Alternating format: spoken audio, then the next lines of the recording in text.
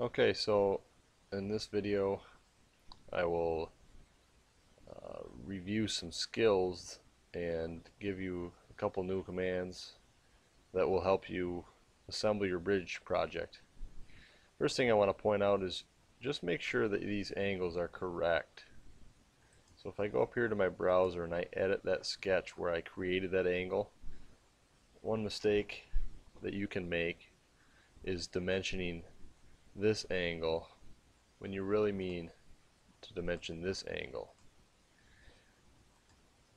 So you'll notice that I get this error, but that said 69 degrees right here. Why 69? Because 69 plus 21 is 90. And then you got the right angle here to make a total of 180 degrees. So just make sure you're dimensioning to the correct two lines. So if I wanted this angle, I would really type in 69 degrees and this angle would be 21 degrees. You might have it backwards where this one needs to be 21 degrees. So that's one of the common mistakes that I've seen.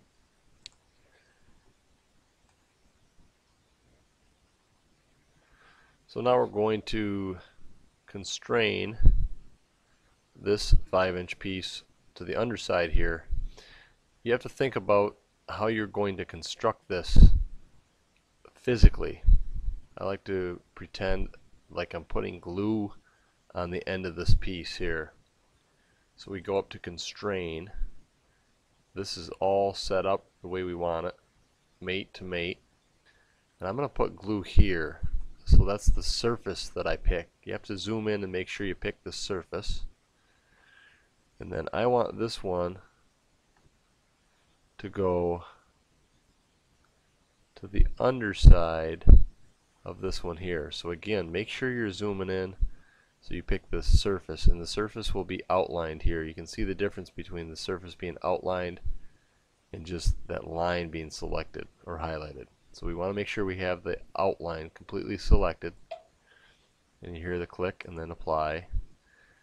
And then even though it looks a little goofy, you might want to spin it around and now we need to flush. So we click flush. We need to flush this surface with this surface, and you see it moved a small amount, and apply. And then, and this is different for everybody depending on how your bridge is set up, but I'm going to say I want this to be flush, so it's still on flush mate. So flush this with that and apply. And now we have our constraints complete. Give you an isometric view of it. And now if you grab a hold of this, you can see that the whole thing moves as one. Now one thing you might want to do is right click on one of these pieces and go down to where it says grounded. And now the whole thing should be grounded because I've grounded this piece here. These are all offset from that piece, and this one is fully constrained. So all of these will stay stationary if you try to move them. That just helps you when you're trying to constrain things. The next thing I want to do is offset this piece. Rather than placing this piece 5 times and constraining each individual piece, remember we can pattern. So we click on the pattern and we want to select rectangular pattern.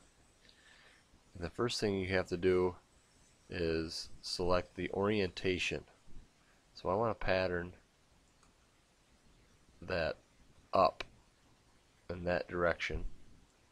And you'll notice if I zoom out here, I've only got one copied right now. I want a total of 5, and then I want these spaced 4.96875. That's a goofy number, I know, but what I did is I did the math. These are 20 inches long. I want 4 equal spaces. So because of the thickness of these, the offset works from center to center, remember. So I subtract from 20 inches the thickness of this. So it's 20 minus 0.125, and then I want 4 equal spaces. And that's why I get that 4.96875. 875 number. You can also remember pattern this in another direction because I want it back here as well. Notice that my arrow's coming out at me. Flip, and it'll send it back in that direction. I want 2 rows in this case, and I spaced this 5 inches apart. So if I change the 2 to a 5, it should be good. But you'll notice that its surface here is kind of flush. They've kind of mated like that. So that tells me I need to add just the thickness of one of these pieces of balsa wood, which is 0.125. And then you see it disappear for a second, but that's only because of the perspective that I'm looking at it. Alright, so I took the liberty to constrain another piece and then offset it just the same way as it did this side here, just to save time on this video.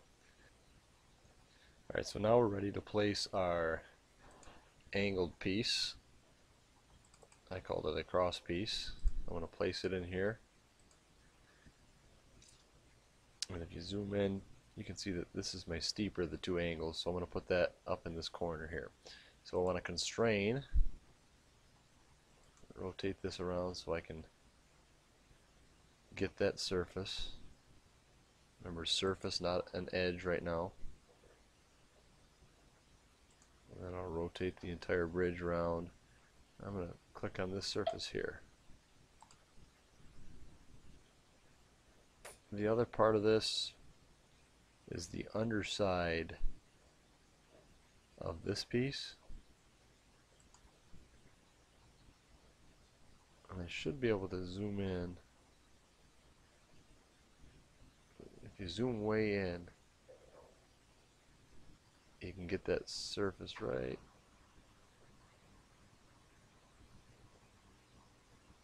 It's kind of finicky here. Right there. I want that surface to connect to that surface there. The last one I want to do is a flush constraint. You'll notice that there's a space right here. Flush that with that, apply, and that should be good. Alright, so the next part of this is new, brand new. You guys know how to mirror in a part file, but we haven't learned how to mirror in an assembly file. What you have to have first is a new plane. Before we had a line to mirror, a line of reflection. Now we have to have a plane of reflection. So to do that, you need to click on where it says plane, go down to offset from plane. We're going to offset, and when we do that, we need to choose either one. It doesn't matter if I choose the inside of this one or the inside of this one, but you should be able to determine the distance that you need to offset that based on the overall length between inside to inside. Mine was 4.884, and I want to go half of that. So the plane of reflection should be 2.422.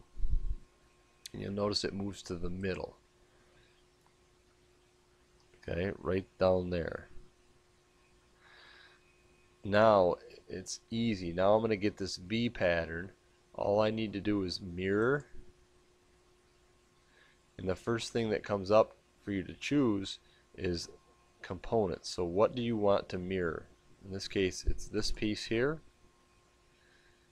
This is what part you are mirroring, and now I need to click on the icon here next to mirror plane, and this is my mirror plane. there's the V pattern that you get. Now you can hit next, and then this is a bunch of things that you can alter. We don't need to pay attention to this right now. Hit OK, and now you've got your V pattern. Once you have that pattern, then it's simple.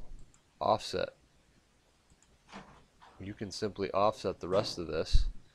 Offset that V pattern. Again, it's a rectangular pattern, and we want to offset it in this direction. Again, we want 4 of these. And now you just got to figure out your spacing. So I made the mistake of hitting OK. No big deal. Just double click right there and you bring that back up. My spacing that I need here is the distance from the middle here to what would be the middle here. That is simply double this length. So it was 2.422. So I double that, but then you got to account for this thickness right here of this balsa wood. So it's going to be 4.844. I'm typing this in on my calculator as we speak. 4.844 plus 0.125, and I get 4.969.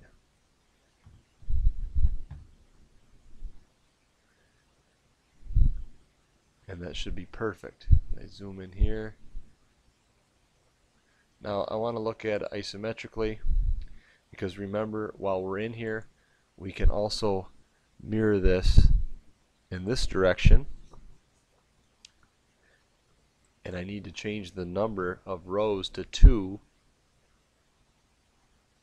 Let's see if I change this to 5. Remember, we did this earlier in the video and that was a little bit short, so we had to add the thickness 0.125, hit OK, and now we have simply very quickly we have mirrored and then offset this in 2 directions.